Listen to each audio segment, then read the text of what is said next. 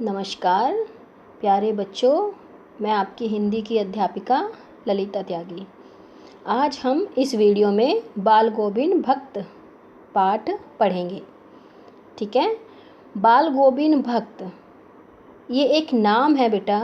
ये एक ऐसा नाम है जो व्यक्ति गृहस्थ होते हुए भी मन से सन्यासी है। अर्थात इस पाठ में ये कहा गया है, ज़रूरी नहीं है कि अच्छे सन्यासी बनने के लिए हमें गेरुए रंग के वस्त्र धारण करने पड़े या कहीं जंगल में निकल जाना पड़े, वही साधु कहलाता है। हम गृहस्थ में रहकर भी साधु रह सकते हैं, मन से साधु रह सकते हैं। और उसका आधार क्या है? उसका आधार है मानवीय सरोकार, अर्थात हमारे अंदर मानवीय गुणों का भंडार होना चाहिए। एक मानव जैसी संवेदना और दूसरों के दुख को महसूस करने की एक स्तर होना चाहिए, जिससे हम दूसरों की मदद कर सकें। वही इंसान साधु होता है जो सच्चे दिल वाला होता है और दूसरों की मदद करता है। ठीक है। इसी तरह का एक चरित्र है बाल गोविंद भक्त, उसके बारे में हम इस पाठ में पढ़ेंगे। ठीक है। तो पाठ को पढ़ने से पहले बेटा हम इसके लेखक के बारे में पढ़ेंगे। ठीक है। इसके लेखक है रामवृक्ष बेनीपुरी। रामवृक्ष बेनीपुरी हिंदी साहित्य के एक बहुत अच्छे प्रसिद्ध हस्ताक्षर रहे हैं। ठीक है।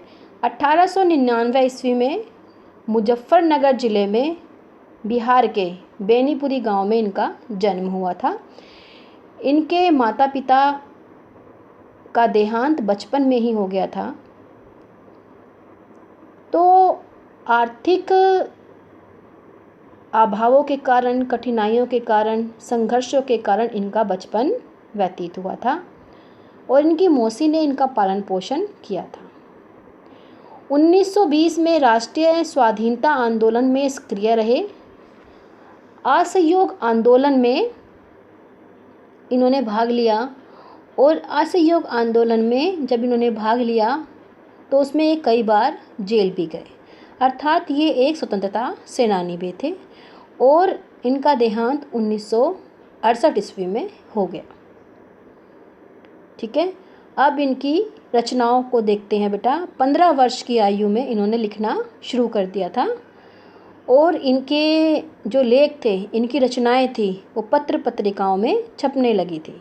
ये बहुत ही प्रतिभाशाली पत्रकार थे। इन्होंने दैनिक, साप्ताहिक, मासिक पत्र पत्रिकाओं का संपादन किया, जिसमें तरुण भारत, किसान मित्र, बालक, युवक, योगी, जनता, जनवाणी और नई धारा उल्लेखनीय हैं। ठीक। गद्य की विविध विधाओं में उनके लेखन को व्यापक प्रतिष्ठा मिली। इनका जो पूरा साहित्य है वो बेनीपुरी रचनावली के नाम से 8 खंडों में प्रकाशित है। इसकी संपूर्ण रचनाएं कहाँ मिलेंगी? बेनीपुरी रचनावली में 8 खंडों में। इन्होंने रचना यात्रा के महत्वपूर्ण पड़ाव है पतितों के देश में, ये उपन्यास लिखा है इन्होंने कहानी लिखी है चिता के फूल, आम्रपाली नाटक है इनका रेखा चित्र है माटी की मूर्तें, पैरों में पंख बांधकर इनका एक यात्रा वृत्तांत है और जंजीरें और दीवारें इनका संस्मरण है। अर्थात सभी विधाओं को इन्होंने लिखा है। इनकी रचनाओं में स्वाधीनता की चेतना, मनुष्यता की चिंता और इतिहास की युगानुरूप व्याख्या है और शैली की दृष्टि से इन्हें कलम का जादूगर भी कहा जाता है। ठीक है। जो हमारा पाठ है बाल गोविंद भक्त, उसमें भी इन्होंने एक ऐसे व्यक्तित्व को उभारा है जो गृहस्थ रहते हुए भी साधु जैसा जीवन व्यतीत करते हैं और समाज की भलाई करते हैं। ठीक है। तो मनुष्यता की चिंता की ये व्याख्या करते हैं। चलिए देखते हैं इस पाठ में क्या कहा गया है। बाल गोविंद भक्त रेखाचित्र के माध्यम से लेखक ने एक ऐसे विलक्षण चरित्र का उद्घाटन किया है जो मनुष्यता, लोक संस्कृति और सामूहिक चेतना का प्रतीक है। ध्यान रहे बेटा, रेखा चित्र अब प्रश्न उठता है, यह हिंदी साहित्य की कौन सी विधा है? तो इसको हम रेखा चित्र कहेंगे। रेखाओं के, शब्दों के माध्यम से इस तरह की रेखाएं खींच देना कि मनुष्य का चित्र सामने पटल पर उभर कर, शब्दों के माध्यम से उभर कर आ जाए। वेशभूषा या बाहरी अनुष्ठानों से कोई सन्यासी नहीं होता। सन्यासी का आधार जीवन के मानवीय सरोकार होते हैं। ठीक है। बाल गोविंद भक्त इसी आधार पर लेखक को सन्यासी लगते हैं। यह पाठ सामाजिक रूढ़ियों पर भी प्रहार करता है। इसमें कई सामाजिक रूढ़ियां हैं जिनको लेखक ने तोड़कर बताया है कि कभी भी किसी रूढ़ी का, अगर वो हमारे समाज के लिए घातक है, तो अंधा अनुसरण नहीं करना चाहिए। इस रेखा चित्र की एक विशेषता यह है कि बाल गोविंद भक्त के माध्यम से ग्रामीण जीवन की सजीव झांकी देखने को मिलती है। ठीक है बेटा, ग्रामीण जीवन की झांकी भी हमें इस पाठ में देखने को मिलेगी। एक तो मानवीय सरोकार मिलेंगे जिसके आधार पर हम किसी व्यक्ति को सन्यासी की संज्ञा दे सकते हैं। दूसरे, सामाजिक रूढ़ियों पर प्रहार मिलेगा। और तीसरा, ग्रामीण जीवन की एक झांकी मिलेगी, सजीव झांकी मिलेगी, जो देखकर ऐसा लगता है जैसे हमारी आंखों के सामने सजीव हो उठी है। तो पाठ पढ़ने से पहले हम थोड़े शब्द अर्थ पढ़ लेते हैं जो पाठ पढ़ते टाइम हमें हमारी सहायता करेंगे। ठीक है। मंझोला, न बहुत बड़ा न बहुत छोटा। कमली, कंबल। पतोहू, पुत्र वधू, पुत्र की स्त्री। रोपनी, धान की रोपाई। कलेवा, सवेरे का जलपान। पुरवाई, पूरब की ओर से बहने वाली हवा। अदतिया, आधी रात। खजड़ी, ढफली के ढंग का परंतु आकार में उससे छोटा एक वाद्य यंत्र। निस्तब्धता, सन्नाटा। लोही, प्रातःकाल की लालिमा। कुहासा, कोहरा। आवृत, ढका हुआ, आच्छादित। कुश, एक प्रकार की नुकीली घास। बोदा, कम बुद्धि वाला। संबल, सहारा। ठीक है, ये थे हमारे शब्दार्थ। यह भी जाने, बेटा मैं आपसे पहले भी कह चुकी हूँ कि जो यह भी जाने से भी हमारे प्रश्न पत्र में प्रश्न आता है, इसीलिए इसको भी हम ध्यान से पढ़ेंगे और समझेंगे। प्रभातियाँ मुख्य रूप से बच्चों को जगाने के लिए गाई जाती हैं। अब प्रश्न उठता है, प्रभातियाँ होती क्या है? प्रभाती में सूर्य उदय से कुछ समय पूर्व से लेकर कुछ समय बाद तक का वर्णन होता है। प्रभातियों का भाव क्षेत्र व्यापक और यथार्थ के अधिक निकट होता है। प्रभातियों या जागरण गीतों में केवल सुकोमल भावनाएं ही नहीं वरन वीरता, साहस और उत्साह की बातें भी कही जाती हैं। कुछ कवियों ने प्रभातियों में राष्ट्रीय चेतना और विकास की भावना को पिरोने का प्रयास किया है।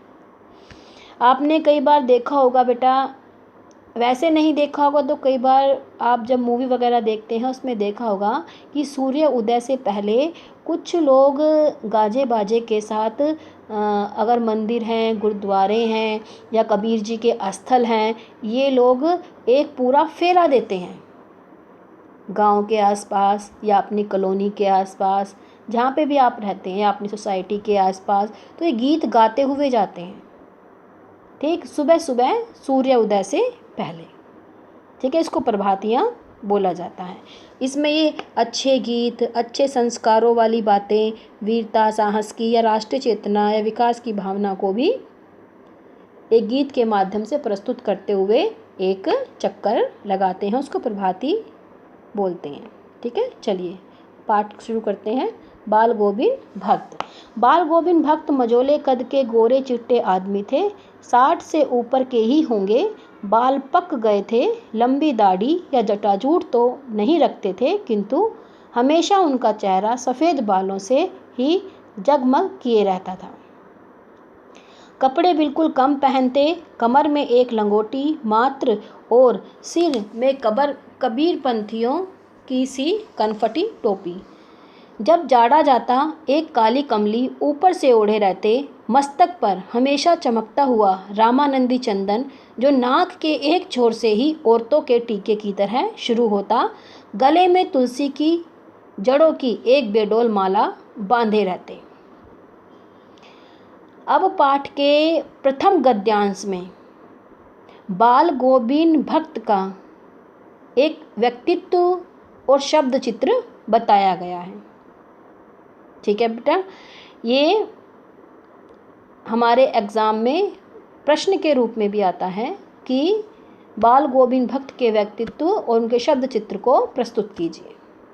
ठीक, तो उसके बारे में क्या बताया है इन्होंने कि बाल गोविंद भक्त 60 की उम्र के थे, ना बड़े थे ना छोटे थे, मंझोले कद के, बीच के।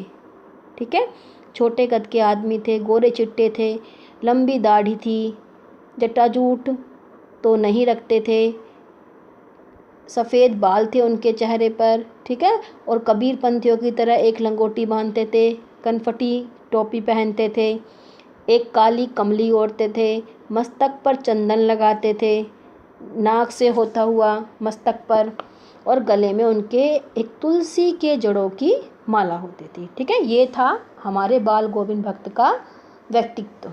ठीक है, जिसके बारे में इस पूरे पाठ में हम पढ़ेंगे। ऊपर की तस्वीर से यह नहीं माना जाए कि बाल गोविंद भक्त साधु थे, नहीं, बिल्कुल गृहस्थ। उनकी गृहिणी की तो मुझे याद नहीं, उनके बेटे और पतोहू को तो मैंने देखा है, थोड़ी खेती बाड़ी भी थी, एक अच्छा साफ सुथरा मकान भी था। अब दूसरे गद्यांश में बेटा ये बताया गया है कि जो बाल गोविंद भक्त थे वो गृहस्थ थे। ठीक है, क्योंकि ऊपर की वेशभूषा से लगता है कि वो कोई साधु हैं, लेकिन वो साधु नहीं थे, वो एक गृहस्थ थे। उनके एक बेटा भी था, बेटे की बहू भी थी, उनके यहाँ पे खेती बाड़ी भी थी, वो खेती करते थे और उनका अपना एक मकान भी था। ठीक है, चलिए देखते हैं तीसरे गद्यांश में क्या कहा गया है। किंतु खेती बाड़ी करते, परिवार रखते भी बाल गोविंद भक्त साधु थे, साधु की सब परिभाषाओं में खरे उतरने वाले। कबीर को साहब मानते थे, उन्हीं के गीतों को गाते, उन्हीं के आदेशों पर चलते, कभी झूठ नहीं बोलते, खरा व्यवहार रखते, किसी से भी दो टूक बात करने में संकोच नहीं करते, न किसी से खामा कहाँ झगड़ा मोल लेते, किसी की चीज़ नहीं छूते, न बिना पूछे व्यवहार में लाते।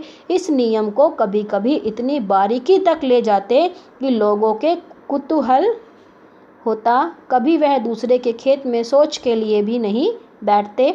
वह गृहस्थ थे, लेकिन उनकी सब चीज़ें साहब की थी। जो कुछ खेत में पैदा होता, सिर पर लादकर पहले उसे साहब के दरबार में ले जाते, जो उनके घर से 4 कोस दूर पर था एक कबीरपंथी मठ से मतलब। वह दरबार में भेंट रूप रख लिया जाकर प्रसाद रूप में जो उन्हें मिलता उसे घर लाते और उसी से गुजर चलाते। अब तीसरे गद्यांश में ये बताया गया है बेटा कि जो बाल गोविंद भक्त हैं वो एक गृहस्थ होते हुए भी एक साधु थे, लेकिन साधु के कौन कौन से मानदंड थे जिनके आधार पर हम कह सके कि वो साधु थे। ठीक है, इसमें कहा गया है परिभाषाओं में खरे उतरने वाले। अब साधु की परिभाषा क्या होती है? दूसरों की मदद करना, बिना पूछे किसी से चीज़ ना लेना, खामा झगड़ा ना करना। ठीक है, व्यवहार अच्छा करना, झूठ ना बोलना। और जो कबीर जी थे वो उनको साहब मानते थे, उनके गीत गुनगुनाते रहते थे। और जो भी अपने खेत में पैदा होता था सबसे पहले वो कबीरपंथी मठ में ले जाते थे। बेटा जहाँ पे कबीर जी की पूजा होती है या उनके चरण वगैरह रखे जाते हैं उसको स्थल बोलते हैं। ठीक है, ये लोग स्थल में जाते हैं कबीरपंथी लोग। ठीक है, और ये क्या करते थे, जितना भी कमाते थे खेती बाड़ी से वो सारा का सारा वहाँ स्थल में जाकर कबीरपंथी मठ में जाकर रख देते थे, और प्रसाद रूप में जितना भी वापस मिलता था उसी से अपना ये गुजर बसर करते थे। ठीक है, तो पहले गद्यांश में हमने देखा बाल गोविंद भक्त कैसे हैं, वो कैसे दिखते हैं। दूसरे में हमें पता लगा गद्यांश में कि वो गृहस्थ भी हैं और तीसरे में हमें लेखक ने बताया, रामवृक्ष बेनीपुरी जी ने, कि बाल गोविंद भक्त साधु की परिभाषाओं पर खरे उतरते हैं, इसीलिए वो गृहस्थ और साधु दोनों कहे जाते हैं। ठीक है, चलिए आगे चलते हैं। इन सब के ऊपर मैं तो मुग्ध था, उनके मधुर गान पर जो सदा सर्वदा ही सुनने को मिलते, कबीर के वे सीधे साधे पद जो उनके कंठ से निकलकर सजीव हो उठते। अब यहाँ पे लेखक ने कहा है बेटा कि उनका जो कंठ से गीत निकलता था वो बहुत ही सुरीला होता था और यथार्थ पर आधारित होता था। ऐसे लगता था जैसे आंखों के आगे सजीव हो उठा हो। आषाढ़ की रिमझिम है, समूचा गांव खेतों में उतर पड़ा है, कहीं हल चल रहे हैं, कहीं रोपनी हो रही है, धान के पानी भरे खेतों में बच्चे उछल रहे हैं। अब आषाढ़ के दिनों की बात हो रही है गांव की। देखिए, हमने पीछे पढ़ा था बेटा कि ग्रामीण जीवन की एक झांकी इस पाठ में मिलती है, ये वही झांकी है। ठीक है, तो गांव खेतों में उतर पड़ा है कि जब हम खेत में देखते हैं कहीं रोपनी हो रही है और धान के पानी भरे खेतों में बच्चे उछल रहे हैं। रोपनी क्या होती है बेटा? जब हम किसी मिट्टी में किसी बीज को बो देते हैं तो जब वो एक बुलंद या थोड़ा सा बड़ा हो जाता है तो उसको वहाँ से निकाल के हम दूसरी जगह मिट्टी में दबा देते हैं, तो उसको हम रोपनी कहते हैं। और धान जो है वो रोपनी के द्वारा ही बोया जाता है।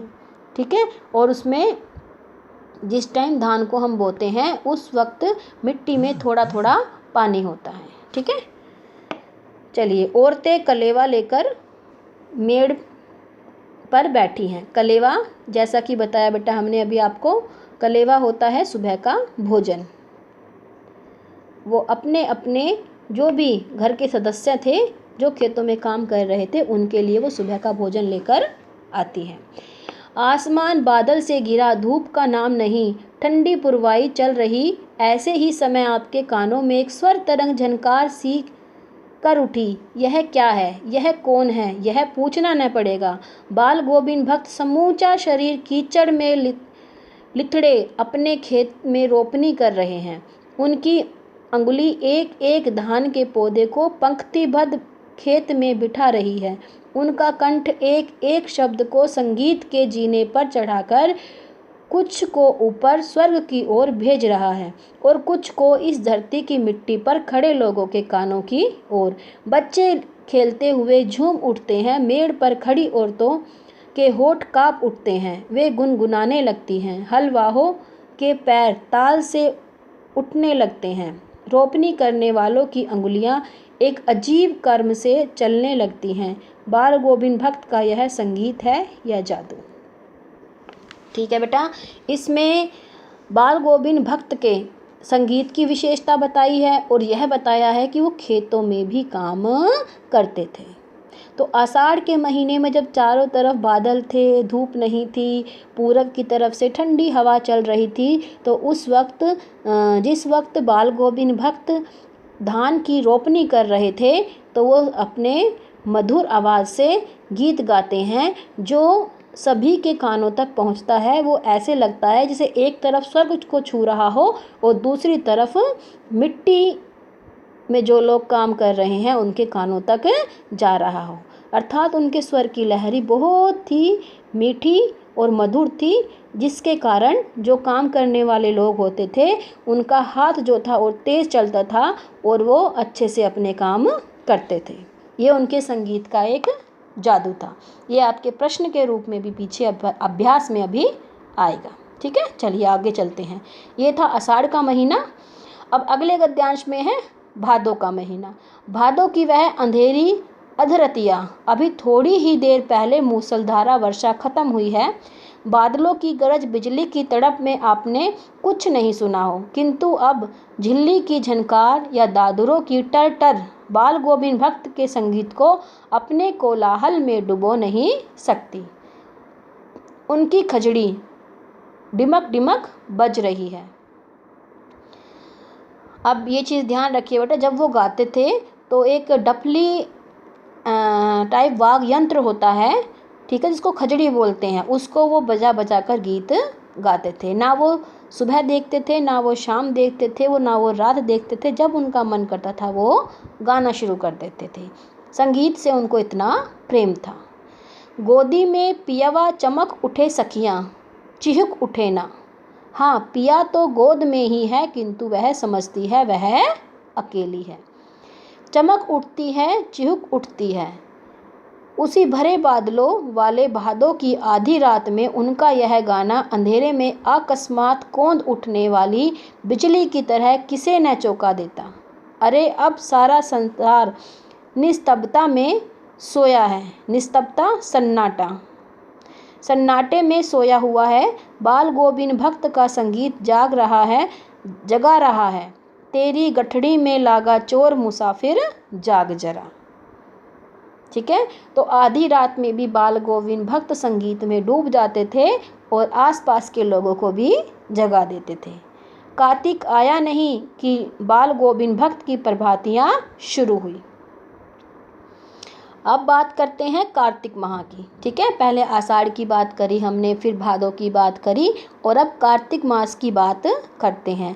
जो प्रभातियाँ निकलते हैं ज़्यादातर वो कार्तिक मास में ही निकलती है। आपने देखा होगा बेटा, जब कार्तिक मास आता है तो हमारे यहाँ सूर्य उदय से पहले नहाने की परंपरा है और उसमें कई लोग कार्तिक भगवान की पूजा भी करते हैं और उस वक्त सूर्य उदय से पहले ही प्रभात फेरियाँ निकाली जाती हैं।